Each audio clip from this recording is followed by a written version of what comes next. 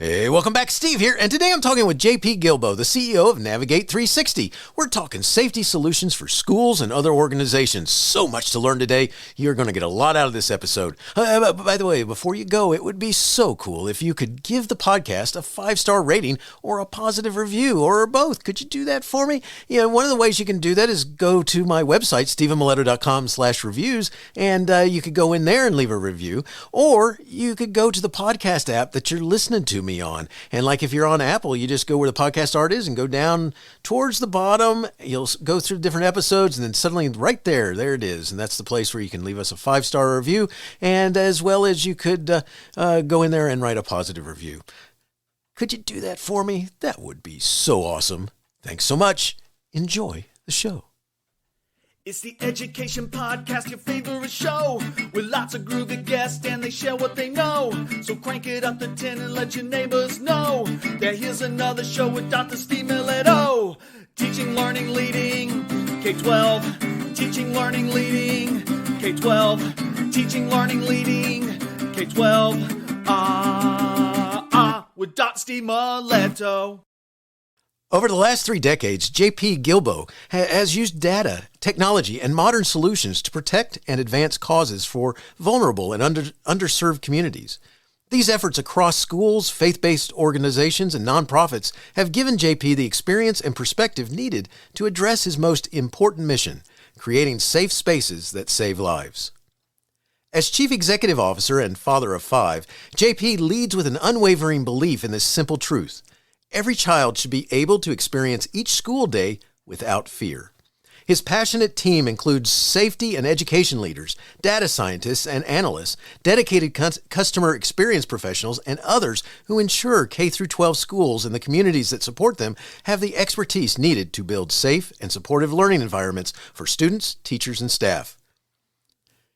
The unmatched strength of this multidisciplinary team, coupled with trend and sentiment data across the safety and wellness, protecting more than 14 million people annually.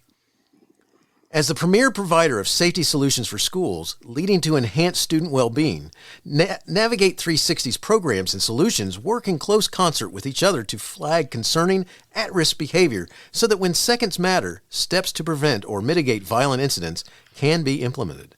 Everything they do is focused on saving lives. Our focus today is on Navigate360. JP, thanks for joining me today. Great to have you on the show, and say hi to everyone. Hello, everyone, and hello, Stephen. Thank you for having me. So, JP, I'm so glad you can be here today. It's awesome getting ready to talk about Navigate360. And before I do that, though, in your bio, I read that you're a father of 5. Now, that's cool. What do you like most about being a father?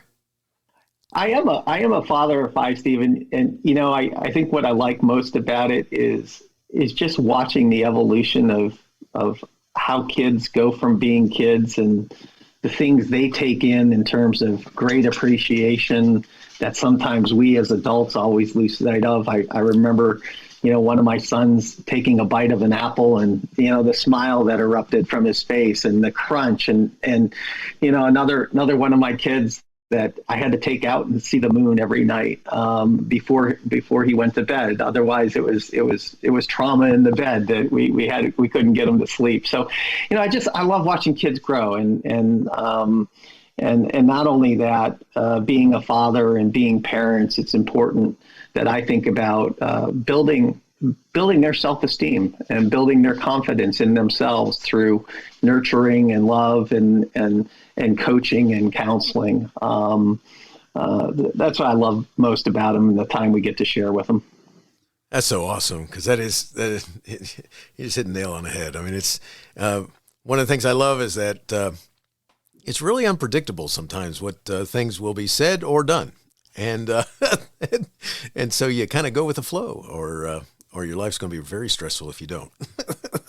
It is. You can't predict everything, and having 5 kids, I've seen some things that tend to repeat, and other things that just come out of the blue that you didn't foresee, and each one's different.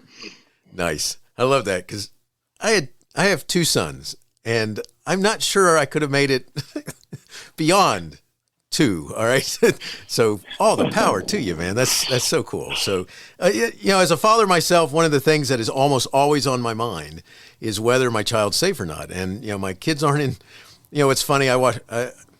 There's some TV show that I watched one time that, the dad on the TV show made a comment to his TV wife that, we thought that when they got older, we'd stop worrying about them. But I think what we've done is we've made the sure thing that we're going to worry about them for our whole life.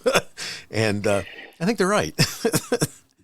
I think that's so true. I think back to, my formative years and my educational background was in psychology. And I graduated from the University of Michigan, Dearborn, with a degree in psychology.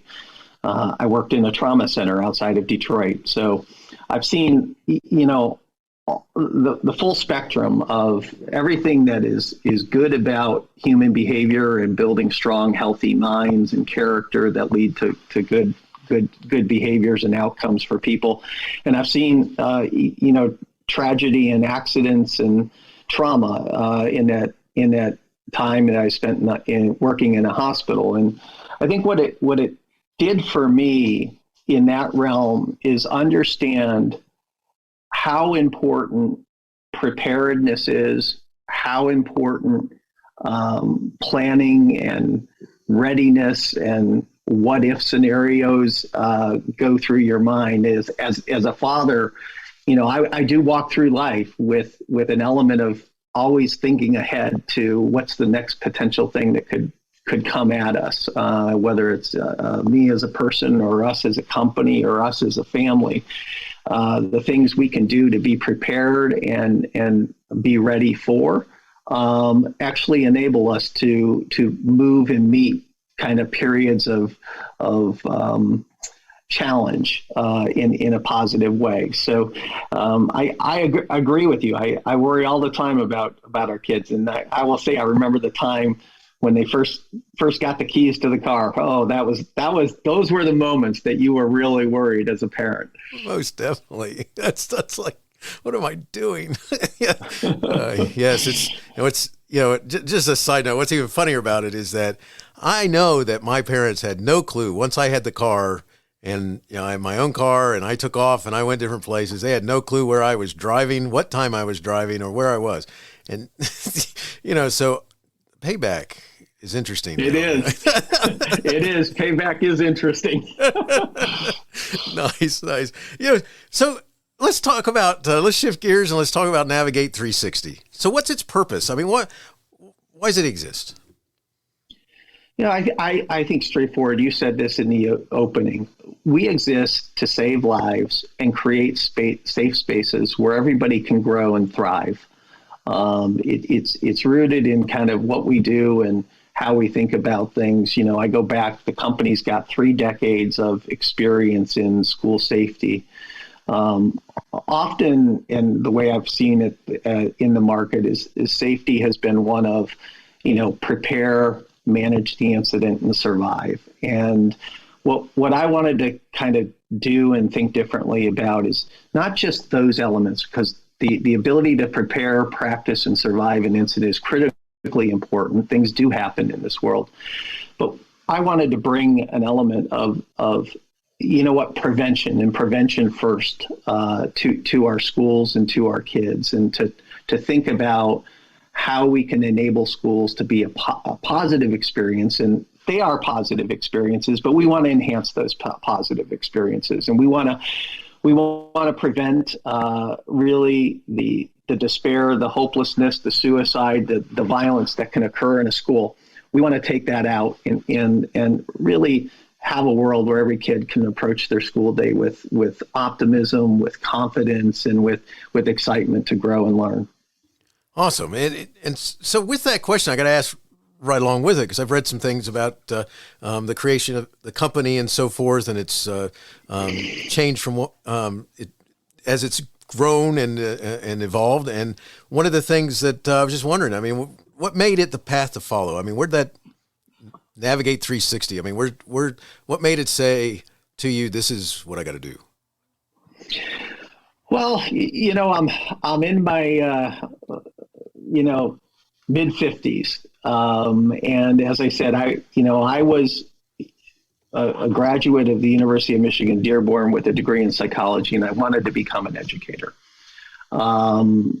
Certainly, we all have life pivots, and I had a life pivot on when my first child in my last year of school, and that meant I had to go do something. I needed to create income for my family, and what was important is, I found that business became an element of just another platform to teach and grow people. So that was a great 30 plus years of a career. But I think in my last 10, learning what I've learned about, underserved and what I call the underdog communities. And those are our schools, those are our churches, and those are our nonprofits. Often they are time starved, people starved, what I just simply say resource starved. And, what became vitally important for me is to think about anything I want to do day to day now as something that gives back and creates a better society. And so, that was the opportunity with Navigate360 to, really think about the youth as our future leaders, those that will carry life forward. And how do we make this a better place and a better world and a safer world for them? Excellent. One of the things that you have different areas that you focus on, and one of the first ones, I just want to use that to kind of segue straight into, one of those focus areas is mental health and, specifically looking at mental health and wellness. And I wanted to just kind of talk with you a little bit about what you see Navigate360, doing to address those areas and what what specifically are they geared towards?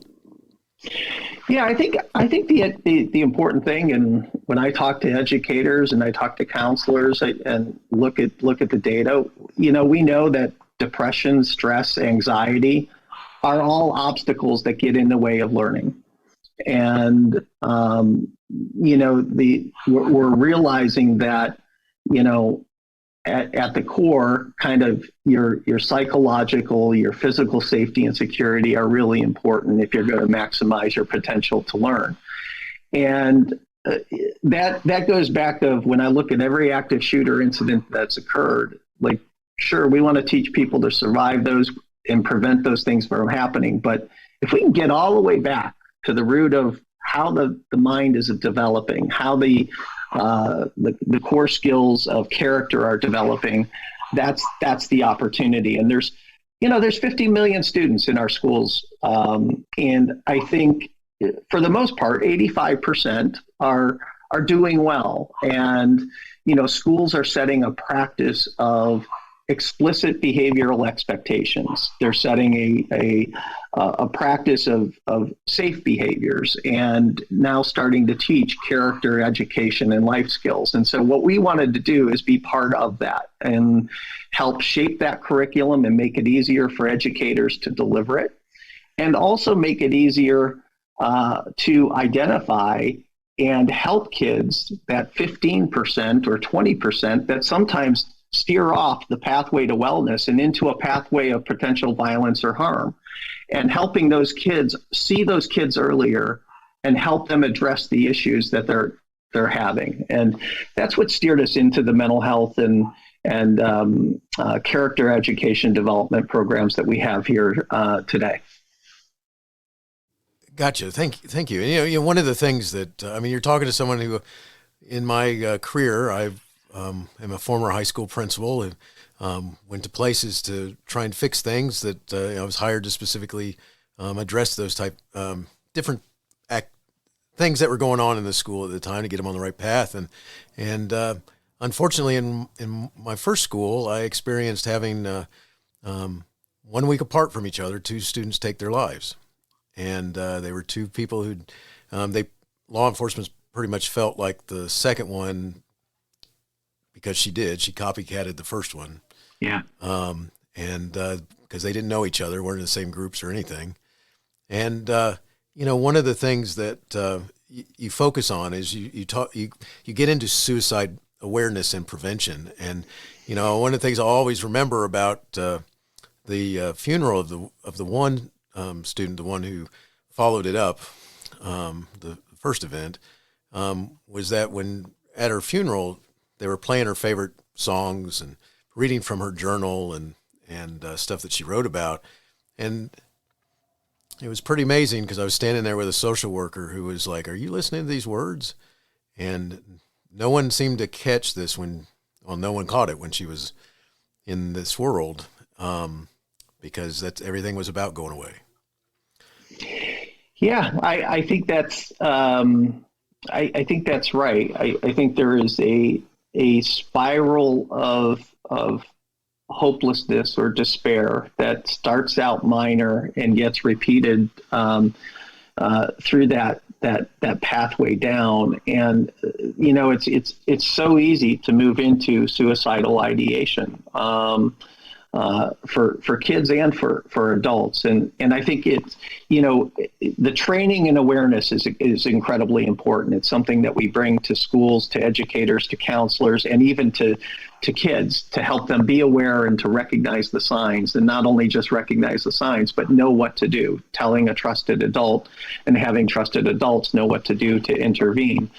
But I think there's, this is where you're touching on something that I've seen across mass shooters and suicides.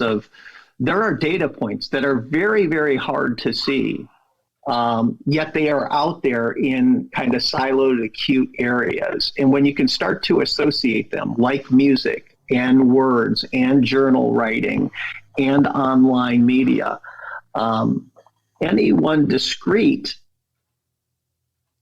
statement might lead you to believe this is just a child expressing something and it's not anything to worry about. But put those 5 things together, listening to the song or writing in their journal, something they shared on social media, and maybe 2 absences in the last week that's particularly not common for a student. And all of a sudden you get a different picture that emerges. And this is where I think my passion for technology and unlocking the value of data is to say, how do we connect those things so that principals and administrators can acutely and quickly see them and get in front of them? Because the faster we can identify a child that is in need or moving towards a pathway to harm themselves or others, the better chance we have at affecting that child's life and affecting that school and that culture. It's so easy to miss, especially if I would think if someone's not paid, giving you some tools to understand what you might be hearing or seeing or reading or witnessing. Yeah, I published a post this weekend online about the New Jersey girl that was 14 that took her life after a bullying incident that went viral online. And so often we do concentrate on the punishment of those that perpetrate or are acting as the aggressors in our school system. And sometimes we we forget the victim. And unfortunately, this child was embarrassed, reached a level of despair as everything went viral, and saw no pathway out. And those are the things that we want to be able to connect and say, look, it's not just those that are committing these acts of bullying and aggression, but it's those that are in real need. And how do we also care for and put interventions and supports in place for those that are experiencing kind of the trauma that come with some of the things that are happening around our schools and our communities. Gotcha. That's it's a powerful discussion to have, and to be able to put the tools in the hands of the people who are with kids all the time, to help them be able to understand services that can be delivered. So, one of the things, let's switch subjects. I mean, one of the things you mentioned just a little bit ago, I mean, you can't go through the day without hearing about some violence committed somewhere, somehow. And, if you're a parent, you worry about your child and you worry about what they're doing and the possibility that of what might happen. Another area that you focus on is threat detection and prevention. Can you talk about the training that you provide to address this? Sure. I think, it's important to kind of recognize and train everyone to be kind of situationally aware and recognize the signs and signals that individuals may be demonstrating. So first thing we do is teach about suicidal tendencies, suicidal behaviors, acts of violence, and what they look like, and how to recognize those signs, how to recognize, quick and sudden mood changes, repetitive patterns in, items that are associated with death, tacit threats that someone might make. So we teach, everyone to recognize that there are certain signals and signs that might indicate a person is considering harm or violence to themselves or against others. And then we enable, our schools to use modern day solutions, whether it's, texting a tip in or picking up something that is existing in the G Suite or the Google Docs around bullying or indications in a child's writing that they're potentially harming, and how to see those types of things. So, we teach both on the level how to recognize the signs, and then also on the level of what to do when those signs become available, either through observational awareness or through the use of modern tools and technology that you get an alert at your safety response team or your school. Yeah, it's wild how we can incorporate technology into trying to help us deal with this sort of stuff. And one of the things that being in school, a lot of times if we don't pay attention to things, we're kind of vulnerable in different areas. And I was just curious. One of the things you talk about in your in the website for Navigate360 is that there's such a thing as a security audit. And I was wondering if you could talk about what that is and what that does for the school or organization that you're working with. Yeah, I think it's, whether it's a risk assessment or a security audit, it's the foundation of preparedness. And so, we have experts, there are experts out there in schools that go through every year and look at everything from the emergency operations plan and manual, the processes, the training that goes on, the physical environment, to identify where risk exists and to be able to give people back a report that says, this is where you have strengths and this is where you have weaknesses. And it's those weaknesses that we want to shore up to create a safety net and a higher level or layer of protection. And then an audit is a function of testing those things, stress testing procedures and stress testing the processes to make sure that, when we're checking someone in the building, the person's coming through the appropriate door. They're going through an ID or background check, and they're being, kind of monitored or maintained in terms of when they should be in the building and when they're not in the building. So there are things like that. There are elements within that audit that also kind of test, are people aware of what to do and how to respond in a particular drill or an incident. So our audits are helping, test the procedures and policies that are in place and that are put in place by schools. Excellent. It's just a note. I mean, what comes to mind with all this, something I'm going to talk about in just a little bit or ask about is, because it starts making me wonder how we go about doing this. So let's save that conversation for just a minute, because I think it's just right there, just having the needing the possibility to figure out how you engage Navigate360 and so forth. So we'll save that for just a second. Before we escape all this, you have use technology and in-person training to help address the needs of your clients. Can you describe what this looks like? Because I thought it was kind of cool that you have these trainers, but you also have the technology aspect of it where they can get training either way. So can you talk about that? Sure.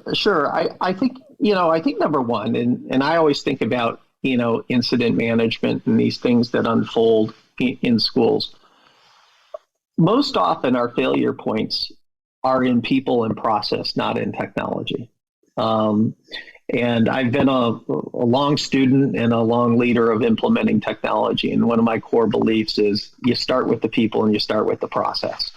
And so you have to kind of look at your technology solutions as enabling what people will do. And so, when we think about the training aspect, there's a range of training that we provide. One is we go out and we certify, whether it's school resource officers, guardians, or people in charge of safety in their building.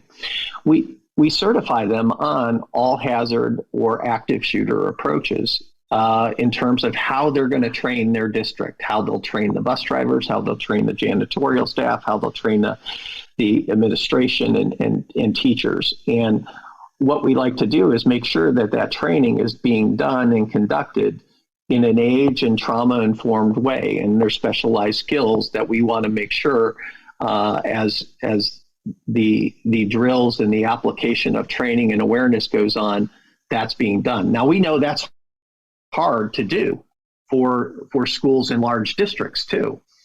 So we do a blend. We build digital learning so that it can be effective and fast and efficient, but also for those that require specialized certification and training, we will come on site and do training.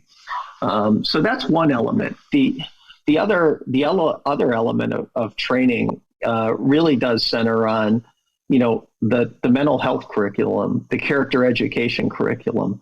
As you look at kind of teachers and social emotional learning, one of the things that they always say is like, look, I'm still trying to build my skills in teaching this type of curriculum. So we have specialized teachers and educators and social emotional learning coaches that will go out and will conduct professional development training on both, PBIS frameworks and social emotional delivery learning and education in the classroom. And these things all work in tandem to create a stronger school culture, a preparedness of safety, and program in the school.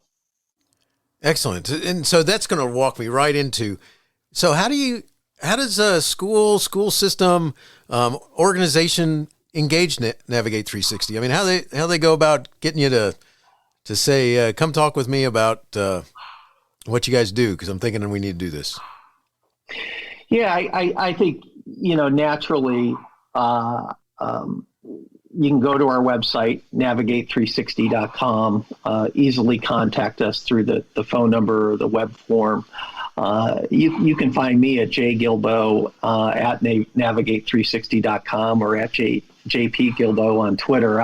I'm pretty active socially, and I love spending time with educators. So we're a wide open source of opportunity to reach us. But I think I will say, Stephen, when I think about it, it's never been harder to be a parent, to be a teacher, to be an administrator in schools. And safety and student wellness is such a complex, multi-layered, integrated system that I think is something that Navigate 360 is bringing uniquely to schools, is to think about this as a holistic system. And when I think about when schools engage us, we're able to meet them where they are, and think about what this looks like over a continuum in time, and not just as kind of a point solution.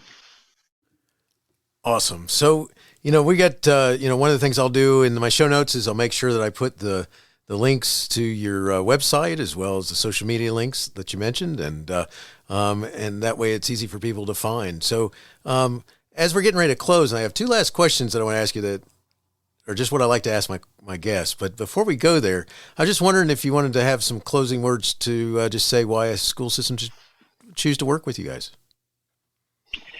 Well, I think, the important reason to work with us or consider us is number one, we're by far the leader in partnering with schools, 40,000 plus schools, 16 million students that are protected by nature of what we do. And I think what's uniquely different is what I've described, this layered approach to looking at threat detection and assessment, to positive and referral behavioral management and mental health, and then safety preparedness. All of those things fit together, and they affect a culture of safety.